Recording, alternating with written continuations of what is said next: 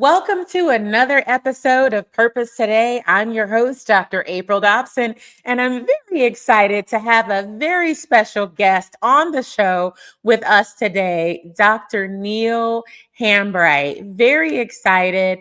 Dr. Neal Hambright is the author of the two-way interview. He's also authored other books, which we'll talk about later in the show today. He is also the founder of Hambright Publishing, LLC.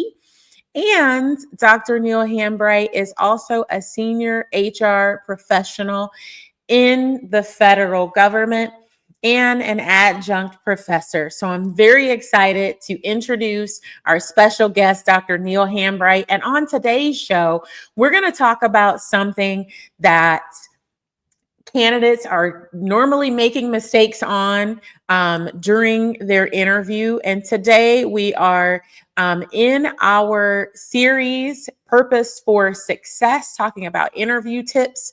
And our theme today is the two-way interview. So during today's episode, Dr. Neal is going to share a common mistake that candidates are making with interviews.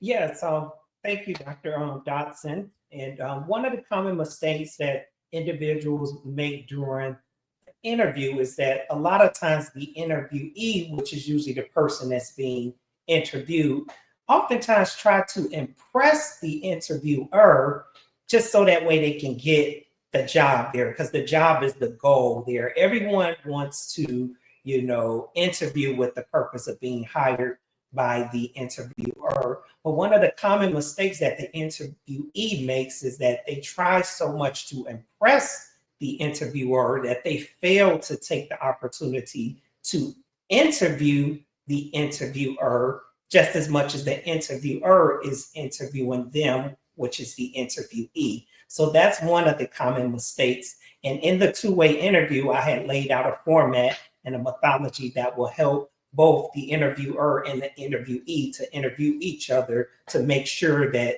they're asking the right probing questions, which ultimately to make sure that both of them are a good fit for each other. Absolutely. So you don't want to miss this power-packed episode of Purpose Today with our special guest, Dr. Neal Hambright. Don't go anywhere after these special sponsor messages. We'll be right back.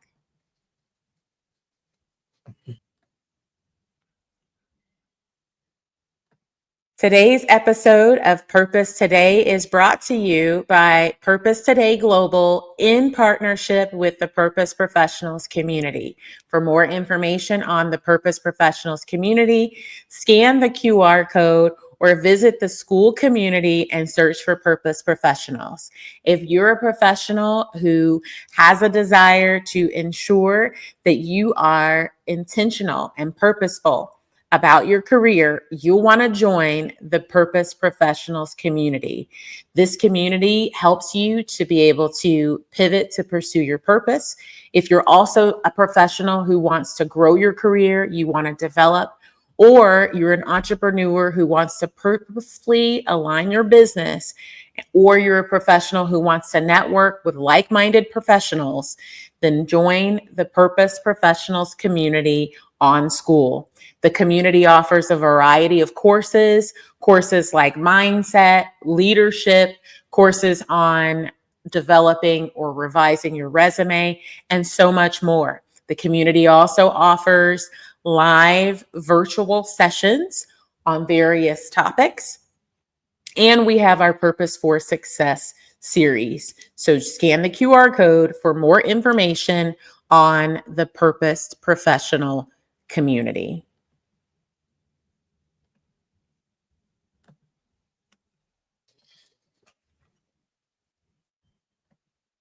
Welcome back to Purpose Today Global. So again, it's such a joy to have our special guest, Dr. Neal Hambright, a professional, the CEO and founder of Hambright Publishing, LLC, and a dear friend of mine. So Dr. Neal, I know that many people know you, but we may have some viewers who don't know you. And I know I shared a little bit of insight about you earlier. But what else would you like to share with our viewers about yourself? Yes, good evening, everyone. I am Dr. Neal Hambright. I'm a native of Detroit, Michigan, born and raised here. And for all of our Detroiters out there, one of the ways we greet each other is by saying, "What up, though?" That's our glorious salutation, if you will, there. I currently live in the Washington, D.C. area. I'm one of the senior human resource specialists for the United States federal government, and have a plethora of just experience and background. I am very academically trained in many aspects in regard there too. But that's a little bit about who I am and kind of what I do. And for the last, several years or so, there's a lot to me in totality. But for the sake of time, there, those are just a brief, succinct blurb of like who I am and what I do there. So, I want the viewers to know, how you ended up starting a career in HR. And because I know that we have a lot of people who have watched some prior shows that we've had a few people who've talked about, the HR profession. And I know you're in the public sector. So how did you get started in an HR career? I know you're a senior professional at this time, but how did you get started with your HR career? Yes. Well, it happened back when I was working at the Department of Veteran Affairs. I was in, I thought I wanted to work in the field of contract specialists in the United States government, but the person that was actual contract specialist, they was going to give me an opportunity to do that there, but they had me doing like HR kind of work off to the side, and I found myself liking that a lot better there. I consider myself a people person at times there, and I love the I call it the evangelistical approach to HR, just the onboarding and getting people excited about their new careers. That's sort of something that just innately flows for me. But that's where it started from there. And just shortly after that, I left there and I went to Denver, Colorado for 6 months there. And I'll never forget in 2015, that's when I had the opportunity to come to Washington, D.C. And I started as a human resource assistant with the government printing office here in Washington, D.C. So that's how I started in the field of HR. So I started as an assistant and moved up from there from a couple of various agencies up as the senior HR official. That's great. You said something when you were talking about your journey into the HR career, and I want us to unpack that a little bit because I think some people could be watching the show today who say, I have a desire to do something different than what I'm doing. I've never done it before. It's different than what I'm doing, but I've been in my career for this much time and I don't know how I can do it. But you said something. You said you were in a contracting role and you had some exposure. You had an opportunity to do some work, some tasks that were related to HR. Now, how did that opportunity come to you? Was that something you volunteered to do? Were you asked, about the opportunity? How did that transpire? And how much did you have to be intentional about keeping other HR opportunities available to you? Did you seek them out? So can you tell us a little bit more about that? Oh, yeah, no, absolutely, Dr. Dobson. But yeah, that one opportunity, the servicing person that was the contractor, they kind of had their own office down in the Jefferson Barracks area at the Department of Veteran Affairs. So in them having their own office, their primary work was doing contract specialist work in the federal government. We put jobs in certain series, so that's 1102 series there. But because she had to do some hiring, and that sort of thing like that, that's how I ended up kind of doing that type of work. And out of that, I found myself liking that a lot better because their main intentions, they wanted me to go into the 1102, which is the contract specialist route there. And after having some exposure and to see what it was, and there's some technicalities and stuff to being a contract specialist. You have to have like you have to take these, you have to have certain levels And the levels, it's the 3 levels, a level 1, a level 2, and a level 3. A level 3, and you have to take a test and something. They would train you to get up to a level 3, but once you get up a level 3, you are in a position where you're able to write contracts up to millions and millions of dollars. So you're holding the federal government up to that particular dollar amount. You're able to sign off and to really do some amazing things when it comes to purchasing items and things for the United States federal government or so too. So not that I didn't want to go in it because of that there. I just found like my niche in HR. I love going this part there. I'm like, I like this than that. So, and So one thing about it, my leader, she respected that too. She was like, oh, okay. I had my own office and I was doing that for that whole area there and loved it and loved that person too. They're still out there and around. So I hope they get an opportunity to see this. That's good. Now, you said that later you ended up going to work for the government printing office, specifically in an HR role. Now, was that a role that you applied to get to the government printing office? Yes, I did there. I applied to that back in 2015 because I'll never forget. It was March of 2015 because I had moved to Denver, Colorado, and I thought I was going to stay in Denver. I connected with some wonderful people there during that time. They're a great church family. A lot of them, they've kind of moved on and stuff there too. But that opportunity became available and I took advantage of it during that time frame. Yeah, so I love that, Dr. Neal, because you were able to discover something that you were passionate about, something that you loved, and you found your area. So instead of staying in contracting, you made the decision to fully pivot into HR. And, you know, I have to ask this question because I truly believe when a person aligns with their purpose, that's when their career takes off. And for people who may not be familiar with the federal government, a human resources assistant and a senior HR specialist, there's a big gap between the roles. It's a major progression. So can you tell us the speed at which your career took off once you transitioned from contracting into HR? When Wow. you made the pivot? It took off like exponentially because you know how the government is set up from time to time. There is that pretty much promotions and things there. They could be in a year span. So once you got into an HR role, you know, for the first year or so, you usually get like step increases, or if you're step 1, step 2, step 3, you get an increase, you know, automatically. That's kind of like how it worked there. But however, if you stay in that position for 1 year and you're good at it, you can apply to the next grade level, which is considered a promotion as well. So if it's opportunity in there for the next grade level and you've got your, we call that time and grade, which is just 1 year in that particular position, you can apply or compete for the next position there. And that's how you get a promotion. So for me, those progressions over the years happen, you know, within the span of 1 year in many cases. Good. That's good. That's good. Relatively progressive and somewhat accelerated compared to the private sector. That's great. Thank you so much, Dr. Neal, for sharing that.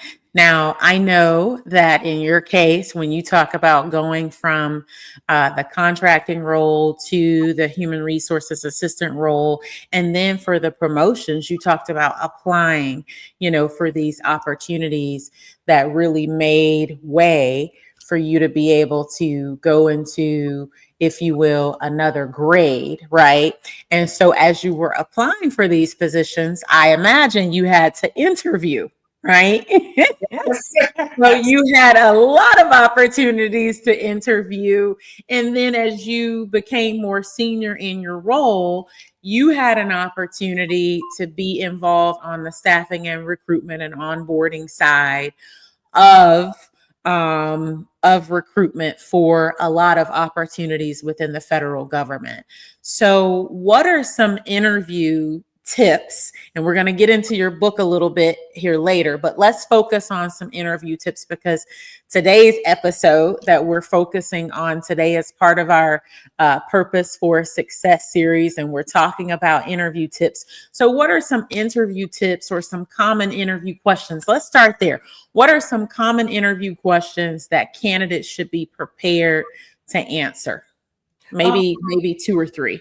Oh yeah, one of the main one is usually, tell me about yourself too. And I'm going to be honest, Dr. April asked me that question on this podcast too.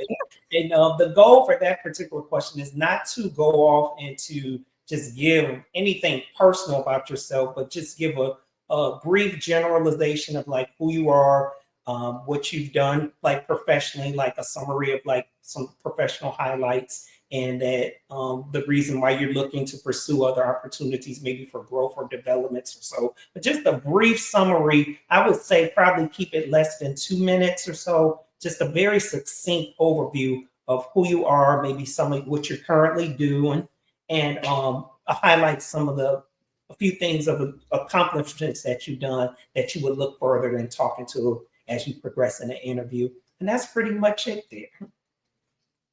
And you know what? I really appreciate you sharing the tell me about yourself question and how to answer it, just the framework for answering it.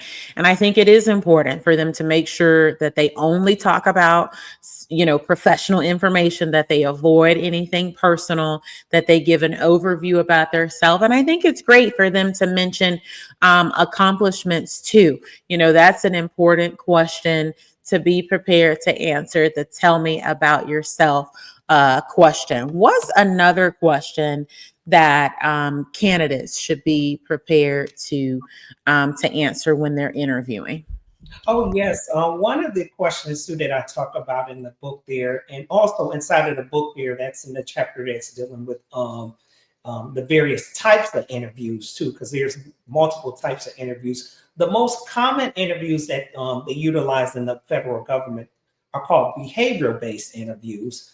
Those typical interview questions usually start off like with, tell me about a time where you had to deal with a difficult customer. You're going to tell them about the situation, just briefly, and you're going to tell them about the a brief scenario about the problem that had occurred.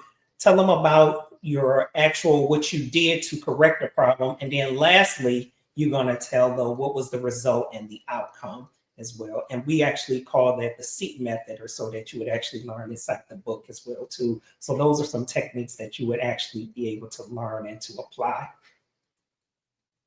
Mm-hmm. Thank you so much, Dr. Neal. So those behavioral-based questions are so important, because really they're trying to get insight on how you would respond in certain situations. And I really like the fact that you talked about really describing what happened, the time, describing the outcome. And so for many of the STAR method, what was the situation? What was the task at hand? What actions did you take? What was the result? You also have the SOAR method. What was the situation? What obstacles did you face? What were the actions that you took, and what was the result, right? And you want to be able to answer those questions within a couple of minutes, and make sure you bring it back full circle so that they know that you're answering the questions. And whenever you can talk about anything from a qualitative or quantitative approach of the impact that you made with your actions, that is important. So how did what you do help to save the organization time? How did it help to create efficiencies? How did it help to save the organization money? How did it help to be able to gain clients or retain clients? How did it help to introduce an innovation or efficiency within the organization? These are all things that you want to be able to tie in, because you basically want to show in your answers how you were able to bring solutions to an organization. Now, I want to get into this last question, and then we'll get to talking about your book. I want to get into common mistakes that you see that candidates make. What's the biggest mistake that you see that a candidate makes when they are interviewing? What is the biggest mistake? One of the biggest mistakes, Dr. Dobson, is a lot of times some candidates have a tendency to overshare. They tend to give more information than what was actually asked of them too. And that's not necessarily like a major red flag, but you also want to make sure that, and that was one of the things when you so eloquently spelled out the STAR method and everything. Once you answer those questions, meet all of those different methods in the STAR method. Once you answer those questions, you pretty much answered the questions there. So you don't have to add anything in additional to that there. But oversharing seems to be one of the biggest points where people tend to go off and just kind of, give more than what's asked of them. But I have tools inside the book there that will definitely help you to just to answer the questions that you're asked. And once you answer them, you've answered the question. Yes, and you want to make sure that you don't overshare. That is important. Some information that shared is not necessary to share. So you want to avoid talking about anything personal in the interview. You want to ensure that you're not talking about your political affiliation. You're not talking about your health information. You're not talking about your family. There's just certain things that you're not supposed to talk about. You're not supposed to talk about your age. Keep it professional. Keep it professional. So now as we get into the two-way interview, there's something that most candidates don't understand when it comes to interviewing. And what is that, Dr. Neal? One of the questions that sometimes I notice that when we're interviewing clients here, it's important to make sure that you take some notes as well too while you're interviewing, because a lot of times the interviewer can ask multiple questions sometimes too. And if you're not taking notes or writing it down, or even just ask, it's okay to ask them to reiterate or re-ask the question again there, because a lot of times those situational interview questions, they can be 3 or 4 questions and one question as well. So you want to make sure that you write every question down, make sure that you understand what you wrote down. And once you do it, then you start answering them in the order in which you receive. Because like I mentioned before, as long as you are giving the answer to the question, then you pretty much fulfilled your purpose in the interview process there. Absolutely. Now we have to go back to this thing that candidates are missing. The thing that candidates are missing. And I know you talk about it in your book, right? So when they're interviewing, this is something that they miss and that they don't think about. So what is it that, candidates don't think about when they're interviewing? People try to impress the interviewer, but what is it that candidates need to know when they're interviewing? One of the main things that the candidates need to know while they interviewing, or if they in the role as the interviewee, is they want to make sure that they asking the interviewer, questions, about them, particularly their leadership style. What's their mode of communication or so too. I also wanted to share, in addition to the two-way interview, is not just the application of the two-way interview can be applied not just in interviews for getting a position, but in life in general as well too. Let's say if you are, you're dating or you're courting someone, you want to be able to ask, your potential, significant other or in that relationship, 2 certain questions about them to get to know. The same concept apply, as you're looking for a job. You want to ask them probing question like what their leadership style.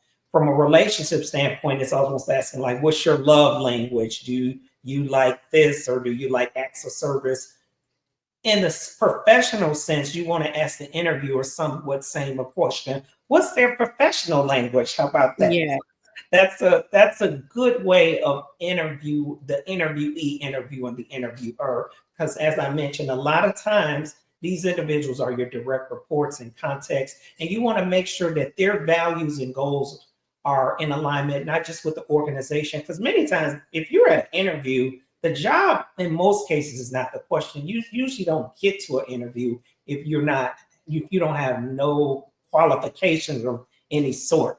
As well, the fact that you made it to the interview, it's just a matter of them, selecting you, or they're impressed by, your resume or candidate, or just you in general as well too. But yeah, you definitely want to make sure that you're asking them those questions as well. And once you get those questions and they both are in alignment and both of you are in alignment, it's a win-win relationship, and you're going to have a great relationship, working for that company or that individual, that organization as well too. Yes. The relationship standpoint, you have great relationships when you all understand love languages and those sort of things like that too, because of communication is a major part of relationship. Absolutely. Purpose. Dr. Neal, I'm so glad that you shared, because a lot of people are missing the fact that it's a two-way interview. You said it, it's not just one way, it's two-way. While the interviewer is interviewing the interviewee, the interview is also interviewing the interviewer or interviewers, because sometimes there's a panel. And, you said something, asking the right questions, asking about the leadership style. And, I have to ask you this question so that candidates who are preparing for interviews, because you said something, you said, if someone is being interviewed, then whoever they're being interviewed by at the company already has the confidence in them that they can do the job. It's just reinforcing what they've already demonstrated in prior interviews or in prior phone calls or in their resume, because the resume gets you the interview and the interview is what gets you the job. So ensuring that you show up confidently, right? So what can you share? Because you've already shown that the mindset of going into an interview should be that they already believe you can do the job. So what is it that a candidate can do to help to reinforce that they're the right person for the job?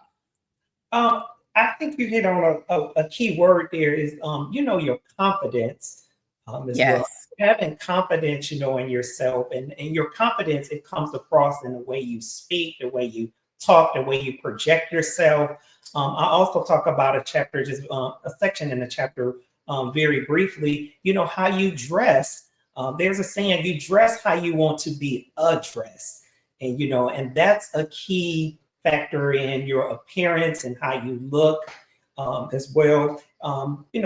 A lot of people have, different views on, how you look in certain dress codes and everything, but your appearance plays a major role in terms of how your confidence or how you come across to individual. Perception is everything too in that process there too. So a lot of times people, they may not buy what you say so much, but they will buy you first. So you become the first impression and representation. So you always want to make sure that you bring that forward the best. So you may want to go out and, make some investments in, a jacket, blazer, tie. If you're a gentleman, a nice blouse or suit. I know, April, you are amazing in the fashion department there too, because you present yourself very well. Always, as well too, just knowing what to wear or how you come across and presenting yourself in those settings there too. So I talk about that in the book too. Dress how you want to be addressed, and that determines how people, respect you as well. That's good. Now let's turn our focus on the two-way interview. Now, thank you for releasing the two-way interview. This is an excellent resource. I want you to share. I know you talked about you have elements about confidence and you have elements in the book where you talk about the types of questions, but can you just give viewers, I think they know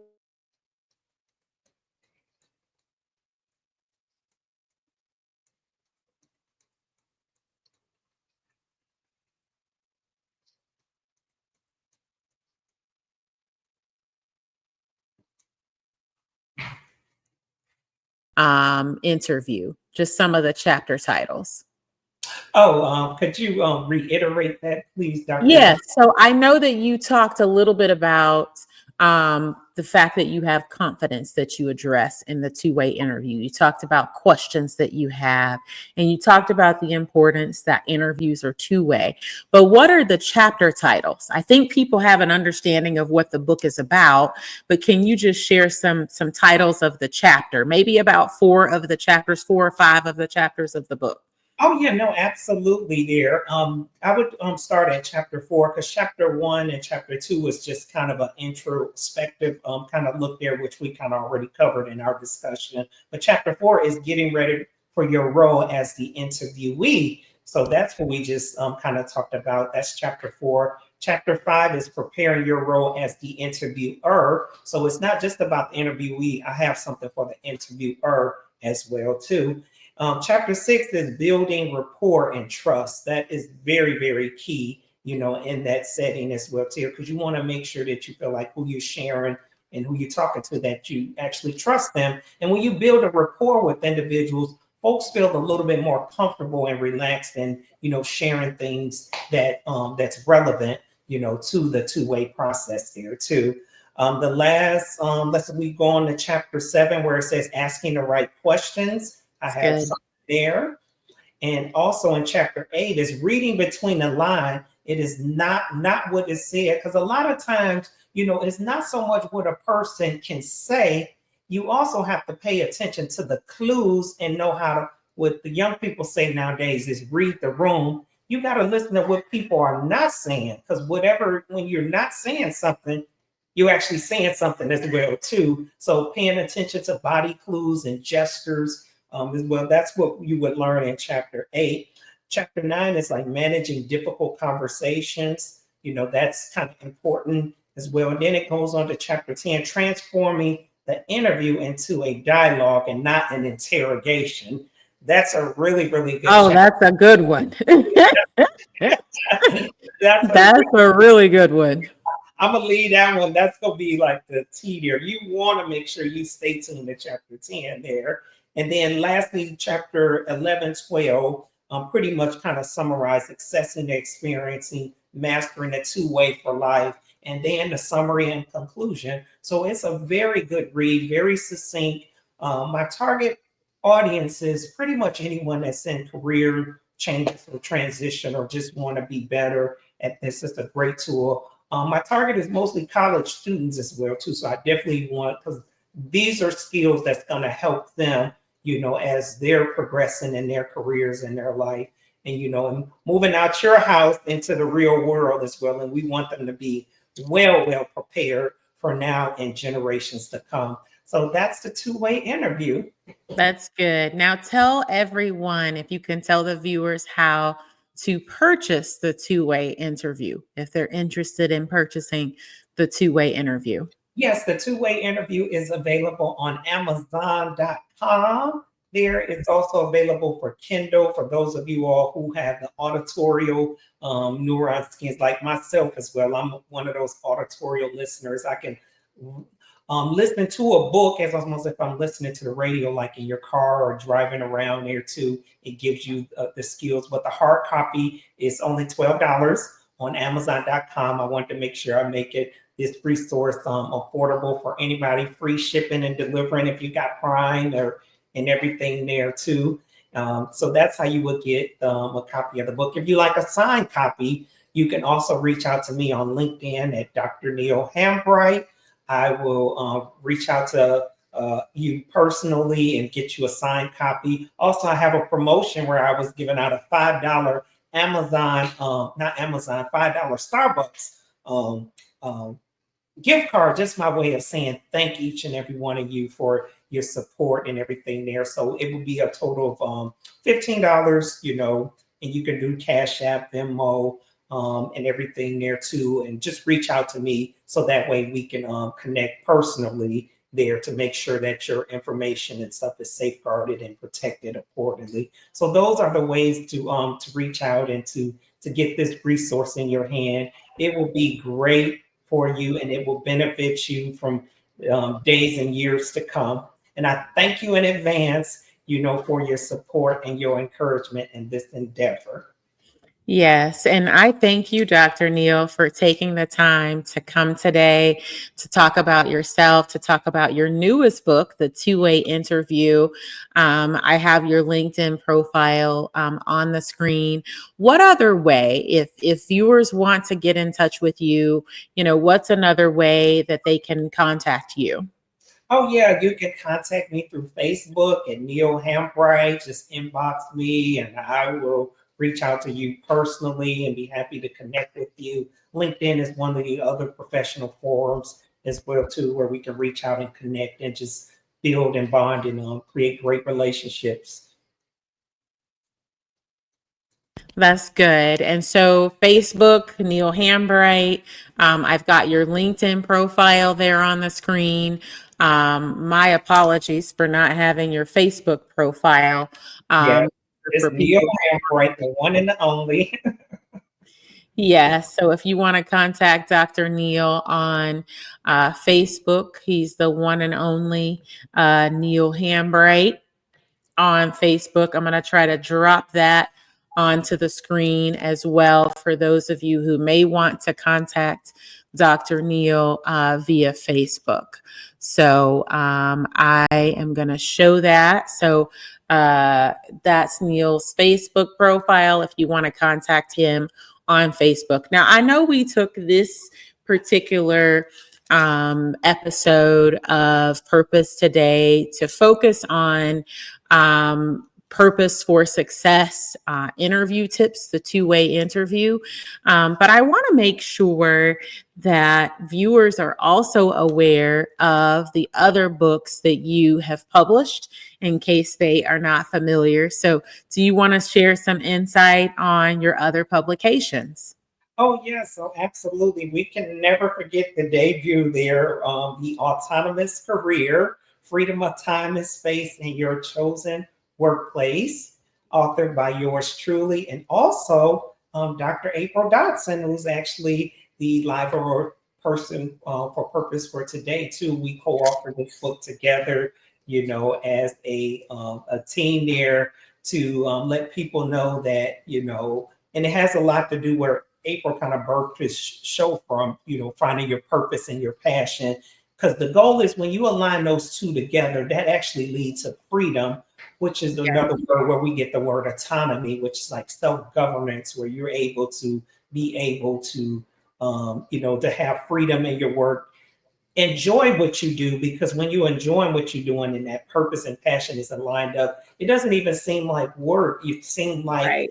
your sense of meaning, direction that's aimed to guide your actions, and you have a feeling of fulfillment and accomplishment and well-being. And that's what our God-given ability, that's why we exist. Yes. We're people of purpose in that regard. Yes. That's the autonomous career. The other book that I wrote was my travel book. Do you want to travel? I'll show you how right now. There is the anthology of all the travels that I've done. I've been privileged to travel to all 50 states in the United States, with Hawaii and Alaska being the last on the two, which is kind of ironic because both of those states got their statehood in 1959 under the Eisenhower administration there. So, and they're the most furthest states, kind of out there. Had an amazing time at both places there. Maui was so amazing there too. And I survived the road to Hana. I'll never read that again. So those of you all out there know about the road to Hana in Maui, Hawaii, I will never ever read that road again. I read a portion of it, but not when you actually get to the city of Hana and head back to the mainland. That's a never again. Just the outskirts part that's on the the island or the water or something out there. I'll do that part there because that was beautiful. Well, the two-way interview. This is the most latest book out there. It's not just one way, but two. While you're interviewing me, I am interviewing you. Yes, absolutely. So thank you again, Dr. Neal. It's been such a joy to have you as a guest on Purpose today. You've shared some wonderful, wonderful, valuable nuggets. And I just want to recap on some things that you shared. Dress how you want to be addressed. Confidence is key in interviews. Be prepared to answer behavioral based questions like tell me about a time when you had to deal with a difficult customer, being sure that you're able to use the STAR method and show the result from the actions that you took. And the question that's often asked is tell me about yourself. So this has been great. You've shared so much insight, and people have to remember that the interview was two-way between the interviewer and the interviewee. And so it's not just one way, but it's two. So if you don't have the two-way interview, be sure to purchase Dr. Neal Hambright's newest book, The Two-Way Interview. And so you can get that on Amazon. That's going across the bottom of the screen. So you can purchase the two-way interview. If we didn't get to your question, to answer your question today through the course of this interview or in the chat, if we weren't able to address it, then certainly feel free to reach out to Dr. Neal on LinkedIn, reach out to him on Facebook. He would be happy to answer your questions. Dr. Neal is very approachable. So, he would love to hear your questions, to answer your questions.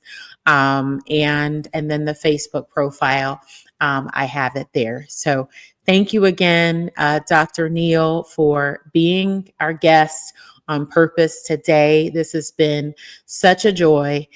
Thank you so much. I know you're going to go backstage. You and I are going to chat again. You're going to be backstage for just a little bit, but I want to thank all of our viewers. So Dr. Neal, I'll talk to you backstage here in just a moment.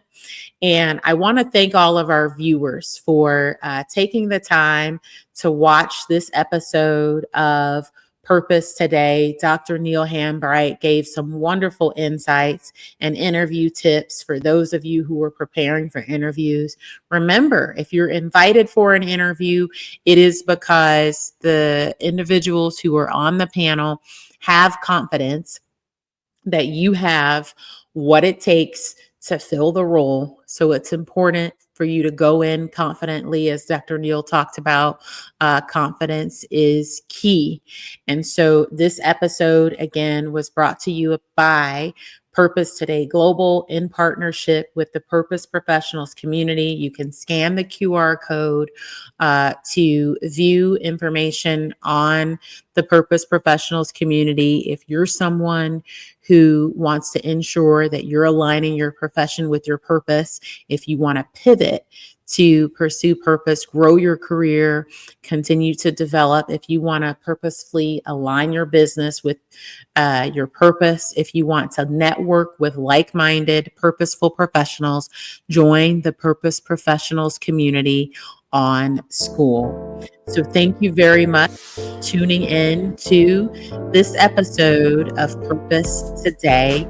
I'm your host, Dr. April Dobson, and it's been such a joy to have you viewing our episode today, Purpose for Success, the two-way interview, talking about interview tips with the author of The Two-Way Interview, Dr. Neal Hambright. So thank you again for tuning in. Be purposed today and every day, and we'll see you on another episode of Purpose Today.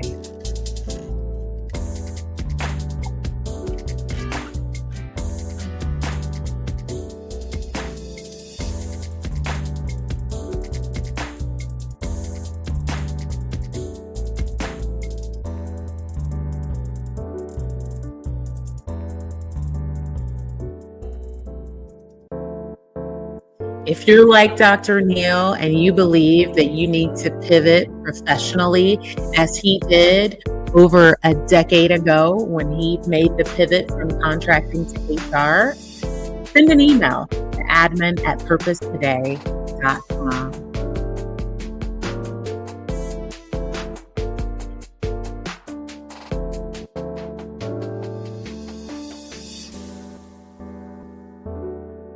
We also want to invite you to complete the Purpose to Profession Alignment Interest Form. The link is on the screen, and as a gift for completing the form, we'll send you the Purpose to Profession Alignment Matrix tool.